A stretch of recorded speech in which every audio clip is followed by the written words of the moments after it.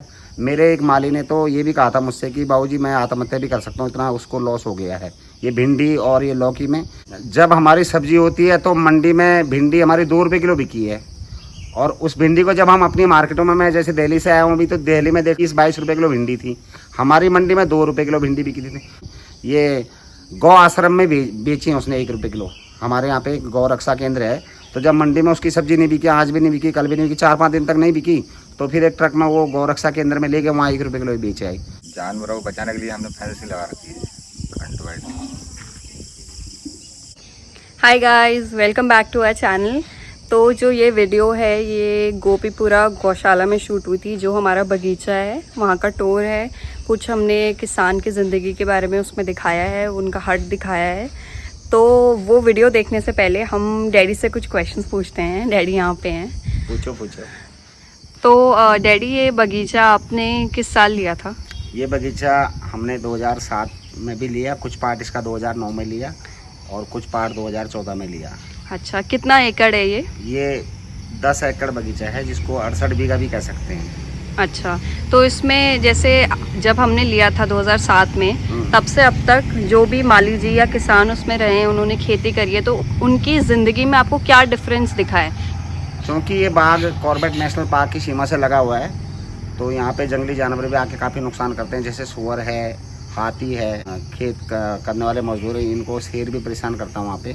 तो इसलिए वहाँ पे खेती कम हो पाती थी। हमने पहले वहाँ पे धान लगाए, फिर गेहूँ लगाए, फिर धान लगाए, कभी हमने मटर लगाई, कभी इस तरह की हमने कई तरह की खेती की। लेकिन उसमें क्या होता था कि जैसे आधी फसल हमें मिलती थी और आधी ये जानवर जो नुकसान कर जाते थे, तो हमारा जो काश्तकार वहाँ पे खेती करता था उसको बहुत लॉस होता था, और उसके साथ साथ हमें भी फिर लॉस उठाना पड़ता था। तो फिर क्या हुआ? फिर क्या हुआ कि अभी हमने 2017 में इसमें अमरूद का बाग लगा दिया, और जैसे आपने बाग में देखा होगा इसमें सोलर फेंसिंग लगी हुई है। इसमें सरकार का किसी प्रकार का भी सहयोग नहीं है, खाली कागजों में होता है कि हम काश्तकार के लिए कुछ करते हैं, किसान के लिए कुछ करते हैं, और उसकी समस्याओं से सरकार जो कहती है हम रूबरू होने की कोशिश करते हैं। ऊपर से तो दिखता है, लेकिन ग्रास रूट में जो अधिकारी बैठे हैं बिल्कुल निकम्मे अधिकारी हैं ये, और ये कुछ नहीं करते हैं, आपकी फाइल को बिल्कुल आगे नहीं बढ़ाते हैं, आपको कोई सम्मान नहीं देते हैं, इज्जत नहीं देते हैं। किसान को विशेषकर तहसील में और इनके कोई भी कृषि कार्यालय वहाँ पे कोई सम्मान नहीं मिलता है। ऐसे ही हमारे साथ भी हुआ, तो हमने ये प्राइवेट खर्चे पे टोटली फेंसिंग इसकी करा रखी है चारों तरफ। 10 एकड़ की फेंसिंग में हमारे 4 लाख रुपये खर्चा आया है, जो प्योरली हमने अपनी जेब से खर्च किया है। तो फिर इससे कुछ बचाव हुआ सोलर फेंसिंग से? हाँ, इससे हाथी और ये बड़े जानवर जैसे इसमें हिरन हो गया, नीलगाय, ये नहीं आ पाती अंदर, कूद के आ जाते हैं तो फिर अंदर फंस जाती हैं, इसलिए डर के मारे आती नहीं है। इसमें हल्का सा शॉट लगता है, इनको करंट लगता है, और फिर ये इसके मारे इनको पता लग जाता है कि यहाँ करंट लगता है, इसलिए नहीं आती हैं। इसके बाद हमने अमरूद का बाग लगा दिया इसमें, और अमरूद का बाग लगाने के साथ साथ हम इसमें खेती भी करते हैं। ये जैसे साग सब्जी आपने देखी होंगी, और ये तरबूज खरबूज भी हमने इस साल गर्मियों में लगाए थे इसमें। लेकिन उसमें भी क्या रहा कि जैसे जब हमारी सब्जी होती है तो मंडी में भिंडी हमारी 2 रुपये किलो बिकी है, और उस भिंडी को जब हम अपनी मार्केटों में, मैं जैसे दिल्ली से आया हूँ अभी, तो दिल्ली में 20-22 रुपये किलो भिंडी थी, हमारी मंडी में 2 रुपये किलो भिंडी बिकी थी। तो ये इसमें भी सरकार को ध्यान देना चाहिए कि ये बीज का पैसा ज़्यादा कहाँ है और ये मुनाफे को क्यों बैठे हैं। काश्तकार के लिए गवर्नमेंट बहुत कुछ कर रही है, लेकिन वास्तविकता ग्रास रूट तक इसलिए नहीं पहुंच पाती है कि जो बिचौलिए बैठे हुए हैं, चाहे वो मंडी में हैं, चाहे सरकारी कर्मचारी अधिकारी हैं, ये सब जो है दोगलापन करते हैं, निकम्मापन करते हैं, और ये किसान इसलिए जो है दबते जा रहा है। मेरे एक माली ने तो ये भी कहा था मुझसे कि बाबूजी मैं आत्महत्या भी कर सकता हूँ, इतना उसको लॉस हो गया है। ये भिंडी और ये लौकी में ये गौ आश्रम में बेची है उसने 1 रुपये किलो।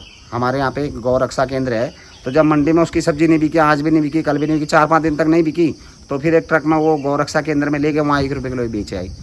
और जबकि 1 रुपये किलो बेच आए, और इसमें जो लागत आ गई 5-5.5 रुपये किलो आ गई थी इसकी, तो प्योरली उसको लॉस हो गया 4 रुपये किलो का। इसी प्रकार से नुकसान झेलते रहते हैं, सरकार का इधर कोई ध्यान नहीं होता है। तो जैसे ये अमरूद की फसल लगाई है, ये कब तक ग्रो करेगी? अमरूद में क्या है कि जैसे हमने 2019 में ये बाग लगाया था, कुछ 2018 में लगाया था, फिर 2019 में कुछ पेड़ सूख गए थे, फिर हमने दोबारा लगाए, तो इस साल 2020 तक अभी मैं देख के आया था परसों, तो आपने देखा उसमें अमरूद के फल लगे हुए हैं, और ये बरसात की फसल है, इनको हम ले सकते हैं। कुछ हम इसमें जैसे 10-12% हमें फसल मिल जाएगी। उसके बाद ये जो दिवाली आएगी इस समय मार्च तक, उस समय हम 50% तक इसमें फसल ज़रूर आएगी, और 2022 दीपावली तक फुल फ्लैश से बाग चल पड़ेगा, जिसमें बहुत सारी फसल आएगी, और हमें सब्जी भी नहीं लगानी, फिर बाग चलता रहेगा और उसमें अच्छी खासी आमदनी होती रहेगी। तो फाइनली हम अपने बगीचे पहुंच चुके हैं, एंड हम यहाँ का थोड़ा टूर करने वाले हैं। और आपको दिखाने वाले हैं कि यहाँ पे हमने कौन सी सब्जियाँ और कौन से फ्रूट्स रखे हैं, एज इन जो हमारे यहाँ पे माली जी हैं उन्होंने क्या क्या यहाँ पे ग्रो किया है। So let's go. तो ये वहाँ से स्टार्ट है जहाँ से आप फेंसिंग तार देखे होंगे, और बगीचा स्टार्ट है जहाँ से बड़े बड़े पेड़ हो रहे हैं अमरूद के, और लास्ट वहाँ तक जहाँ तक आपको अमरूद का बगीचा दिख रहा होगा।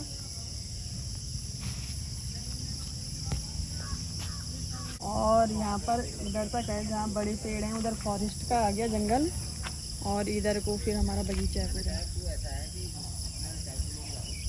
और इनके बीच में सब्जियाँ भी हो रही हैं।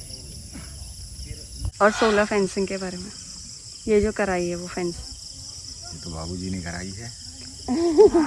जानवरों को बचाने के लिए हमने फेंसिंग लगा रखी है, करंट वायर।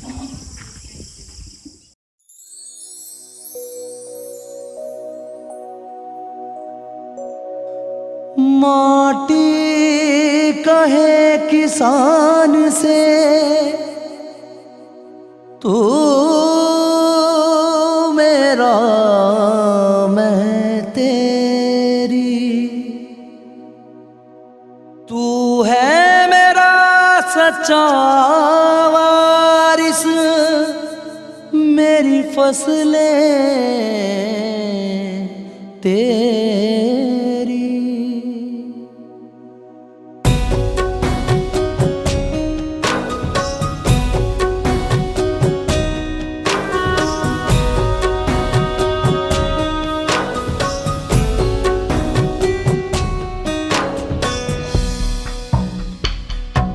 तूने मिट्टी में सोना उगाया, खून पसीने से पैसा कमाया।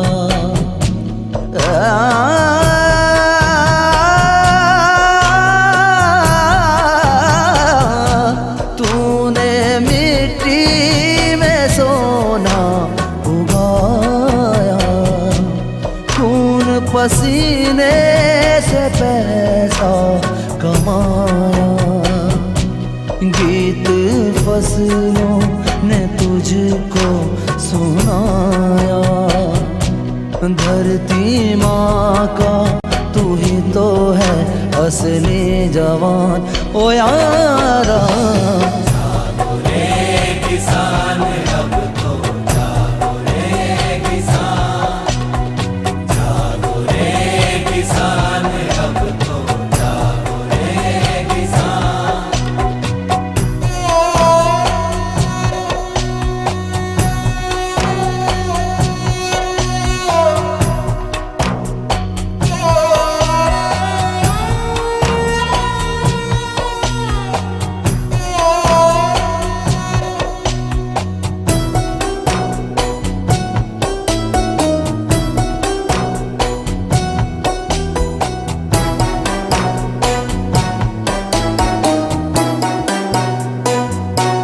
तेरे कांधे पे हल पहचान,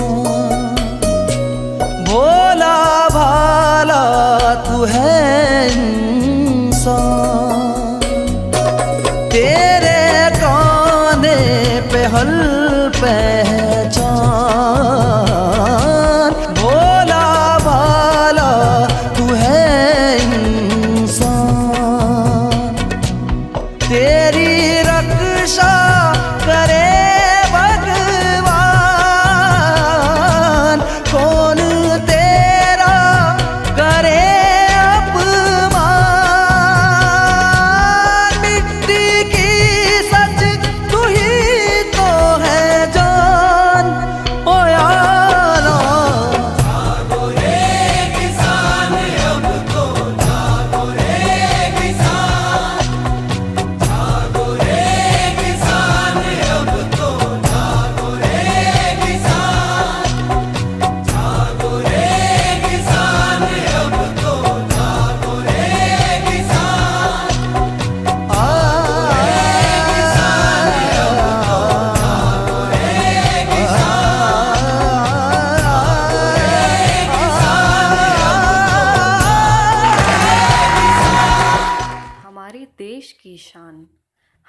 प्यारे किसान जिनके चेहरे पर हमेशा रहती है मुस्कान।